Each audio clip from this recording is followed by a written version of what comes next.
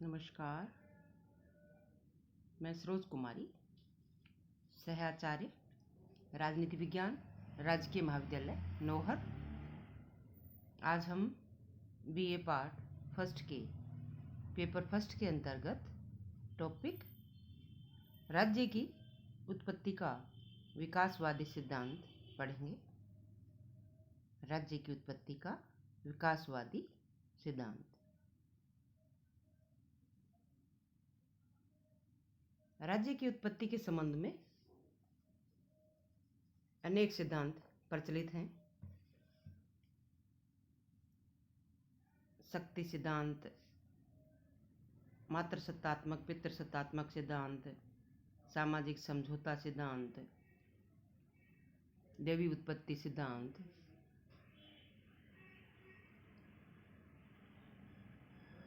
लेकिन इन सब में राज्य को एक कृत्रिम संस्था बताने का प्रयास किया गया, जो एक समय विशेष पर उपस्थित हुई हो। लेकिन इन सब सिद्धांतों में राज्य को स्वाभाविक संस्था नहीं बताया गया है। इसलिए अब तक के विकसित सिद्धांतों में राज्य की उत्पत्ति का विकासवादी सिद्धांत, ऐतिहासिक या विकासवादी सिद्धांत सबसे ज़्यादा स्वीकृत सिद्धांत है। और इसके संबंध में डॉक्टर गार्नर लिखते हैं, राज्य न तो ईश्वर की सृष्टि है, न वह उच्च कोटि के शारीरिक बल का परिणाम है, न किसी प्रस्ताव या समझौते की कृति है, और न परिवार का ही विस्तृत रूप है। यह तो क्रमिक विकास से उदित एक ऐतिहासिक संस्था है। तो राज्य जो है न परिवार का विस्तार है, न भौतिक बल शारीरिक बल का परिणाम है, न किसी समय विशेष पे किए गए समझौते की कृति है, बल्कि राज्य धीरे धीरे विकसित हुई एक ऐतिहासिक संस्था है, जिसका निरंतर विकास होता रहा है और आज भी हो रहा है। तो राज्य की उत्पत्ति का विकासवादी सिद्धांत सबसे स्वीकृत सिद्धांतों में माना जाता है। इस सिद्धांत के अनुसार राज्य के विकास में प्रमुख सहायक तत्व इस प्रकार हैं। पहला है मूल सामाजिक प्रवृत्ति,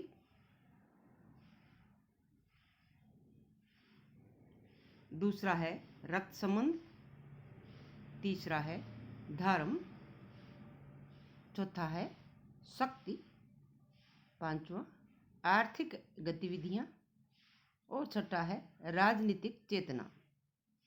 इन 6 तत्वों ने मिलकर राज्य के विकास में योगदान दिया है, ऐसा ये सिद्धांत मानता है। और इनमें से किसी एक तत्व की वजह से भी राज्य उपस्थित नहीं हुआ, बल्कि राज्य का विकास धीरे धीरे हुआ है और कई तत्वों ने उसमें योगदान दिया है, कई तत्वों ने उसके विकास में योगदान दिया है। तो पहला जो योगदान देने वाला फैक्टर या तत्व है मूल सामाजिक प्रवृत्ति। मनुष्य की, मानव की प्रवृत्ति जो है मूल रूप से सामाजिक है, यानी व्यक्ति जो है समाज में रहना चाहता है, ये उसकी इनेट नीड है, ये उसकी मूल प्रवृत्ति है, ये उसका स्वाभाविक लक्षण है। इंसान होने के नाते, व्यक्ति होने के नाते वह एक सामाजिक प्राणी है। जैसे अरस्तु ने कहा है, एक बहुत बड़े विद्वान हुए हैं राजनीति विज्ञान के, अरस्तु कहते हैं, यदि कोई मनुष्य ऐसा है जो समाज में न रह सकता हो अथवा जिसे समाज की आवश्यकता ही न हो, क्योंकि वह अपने आप में पूर्ण है, तो उसे मानव समाज का सदस्य मत समझो।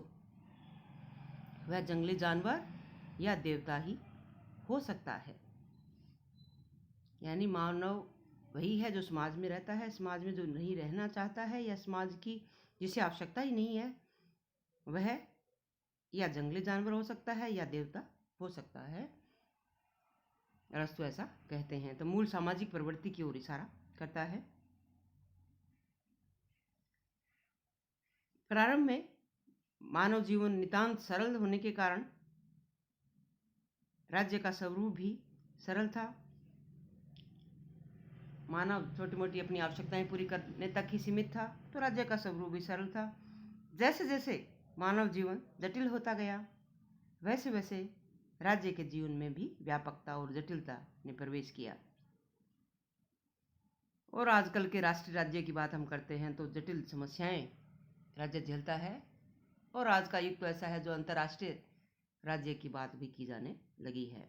तो जैसे जैसे मानव का जीवन रहा, वैसा ही स्वरूप राज्य का रहा और मानव जीवन में जटिलता आती गई, तो राज्य भी जटिल होता गया, राज्य के कार्य भी जटिल होते गए। तो मूल सामाजिक प्रवृत्ति। दूसरा तत्व आता है रक्त संबंध। रक्त संबंध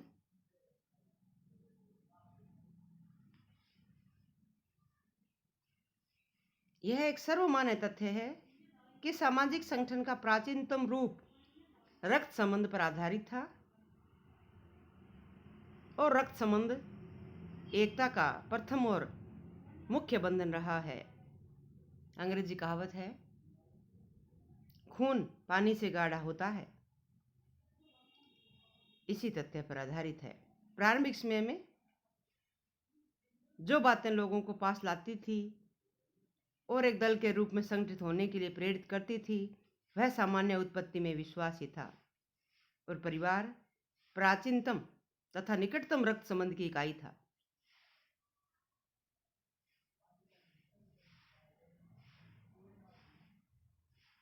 एक विचारक हुए हैं सर हेनरी मैन ने लिखा है, समाज के प्राचीनतम इतिहास की आधुनिक गवेषणाएं इस निष्कर्ष की ओर इंगित करती हैं कि समूहों को एकता के सूत्र में बांधने वाला प्रारंभिक बंधन रक्त संबंधी था।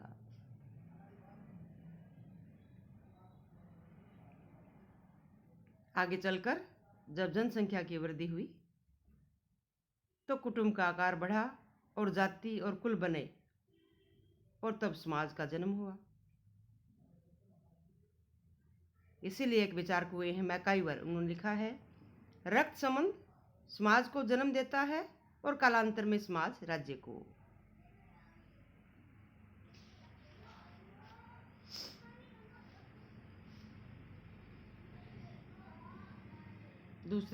तीसरा तत्व है धर्म, जिसका कंट्रीब्यूशन है आज भी। धर्म जो है लोगों को जोड़ता है, इसने यानी रक्त संबंध के कारण, मूल सामाजिक प्रवृत्ति के कारण राज्य का विकास में योगदान मिला। वैसे ही धर्म जो है लोगों को अनुशासित करता है, डिसिप्लिन सिखाता है, लोगों में एकता की भावना विकसित करता है। तो धर्म भी एक बहुत बड़ा फैक्टर रहा है राज्य की उत्पत्ति के लिए।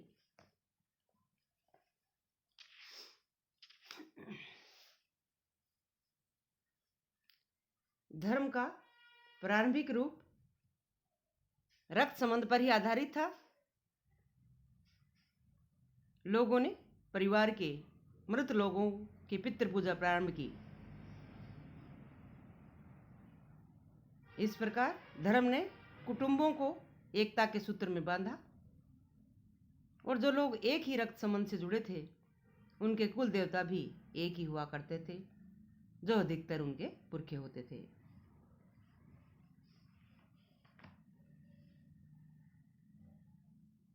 इसके साथ साथ प्रारंभिक अवस्था में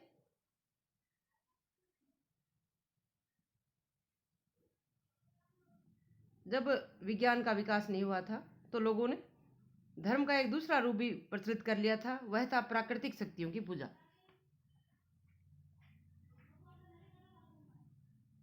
क्योंकि प्राकृतिक अवस्था में व्यक्ति परिवर्तनों को समझने में असमर्थ था और उन्होंने बादल की गड़गड़ाहट, बिजली की कड़क, हवा की सनसनाहट और वस्तुओं को परिवर्तन में ईश्वर की शक्ति का अनुभव किया। और इस तरह से व्यक्ति ने पृथ्वी, सूर्य, अग्नि, इंद्र और वरुण जैसे देवताओं को पूजना प्रारंभ किया। यानी प्राकृतिक जो है परिवर्तन थे वह समझ में नहीं आते थे प्रारंभिक मानव के, और उसने प्राकृतिक शक्तियों को ही देवता के रूप में पूजना प्रारंभ किया। और धीरे धीरे जैसे जैसे विकास होता गया, मानव के धर्म में भी परिवर्तन आया है। लेकिन धर्म एक डिसिप्लिन सिखाने वाला या लोगों को जोड़ने वाला एक महत्वपूर्ण तत्व प्रारंभ से रहा है, और आज भी धर्म का संपूर्ण विश्व में एक महत्वपूर्ण स्थान है। आगे का तत्व आता है शक्ति। शक्ति राज्य के विकास में जिसने योगदान दिया है।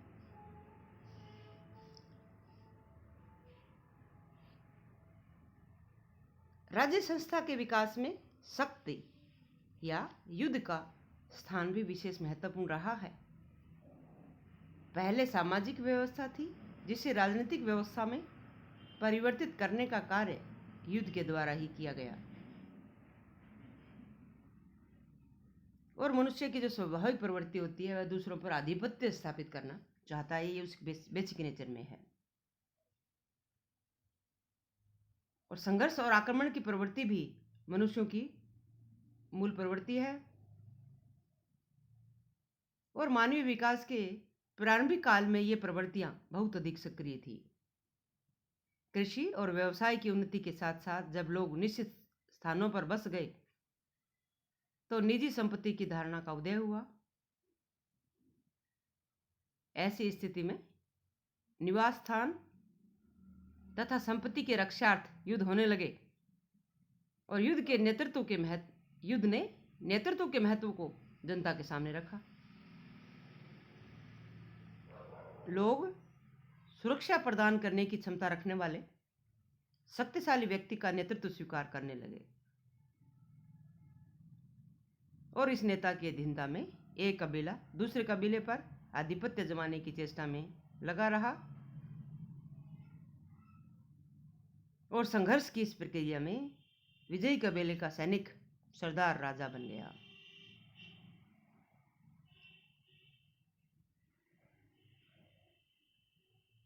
बलपूर्वक शक्ति ने प्रभु सत्ता का रूप धारण किया और शासक के प्रति भक्ति तथा निष्ठा की भावना का जन्म हुआ। इस प्रकार युद्ध ने राज्य की उत्पत्ति में योगदान दिया। तो शक्ति भी एक बहुत महत्वपूर्ण फैक्टर रहा है, और आज भी जो राष्ट्र शक्तिशाली है, जो व्यक्ति शक्तिशाली होता है, उसका प्रभाव, उसका लोहा अन्य लोग मानते हैं, उस राष्ट्र का लोहा अन्य राष्ट्र जो है मानते हैं। तो शक्ति आज भी राज्य का, मानव जीवन का एक महत्वपूर्ण तत्व है।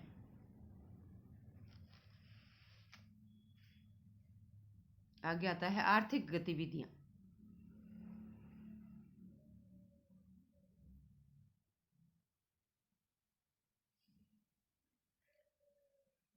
राज्य की उत्पत्ति और विकास में आर्थिक गतिविधियों ने भी योगदान दिया है।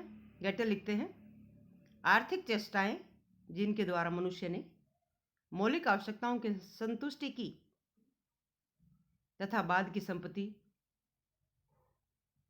और धन का संचय किया, राज्य के निर्माण में आवश्यक तत्व रही। आर्थिक चेष्टाएं भी बहुत महत्वपूर्ण भूमिका निभाती हैं, और कार्ल मार्क्स जैसे विचारक, मार्क्सवादी विचारक यहाँ तक कहते हैं कि आर्थिक गतिविधियों में परिवर्तन से ही समस्त गतिविधियों में, सामाजिक, राजनीतिक, सांस्कृतिक समस्त गतिविधियों में परिवर्तन होता है। तो आर्थिक गतिविधियां प्रमुख रही हैं। प्लेटो, मैकियावेली, होब्स, लोक, एडम स्मिथ और मॉन्टेस्क्यू ने भी राज्य की उत्पत्ति और विकास में आर्थिक तत्वों के योग को स्वीकार किया है।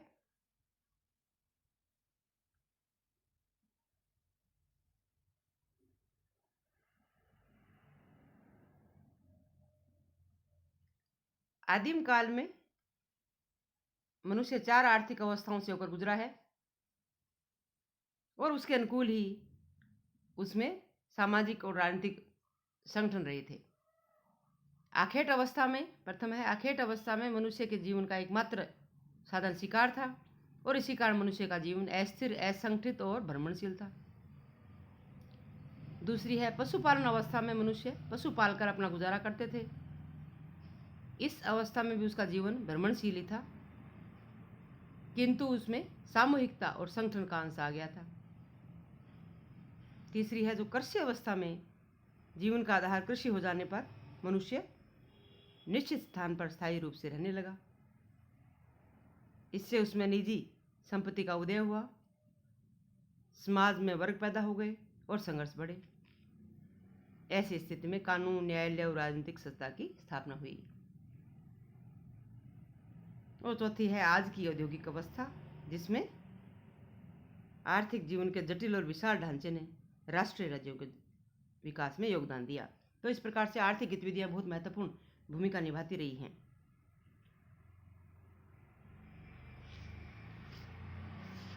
आगे आता है राजनीतिक चेतना, पॉलिटिकल अवेयरनेस, पॉलिटिकल कॉन्शियसनेस।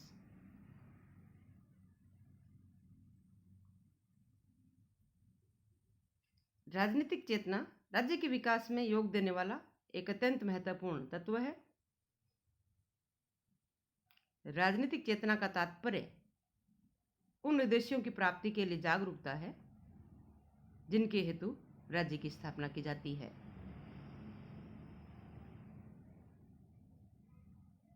और अनेक विद्वान राजनीतिक चेतना को ही सबसे महत्वपूर्ण तत्व मानते हैं।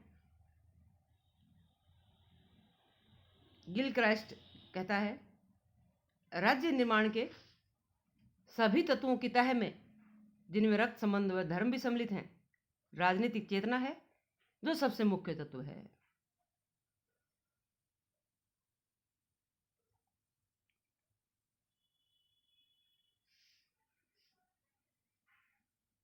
जब किसी निश्चित प्रदेश पर बस गए और उनके द्वारा अपनी आजीविका के स्थायी साधन के रूप में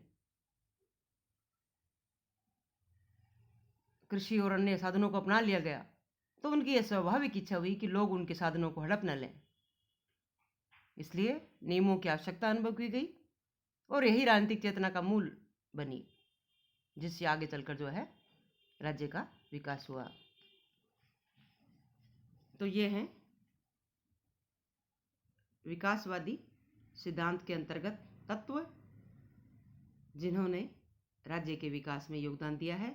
तो विकासवादी सिद्धांत मानता है कि राज्य न तो परिवार का आकार बढ़ने से राज्य बना है, न ही शक्ति से बना है या किसी समय विशेष पे किए गए समझौते से बना है, बल्कि राज्य का विकास हुआ है जिसके विकास में कई तत्वों ने योगदान दिया है। धन्यवाद।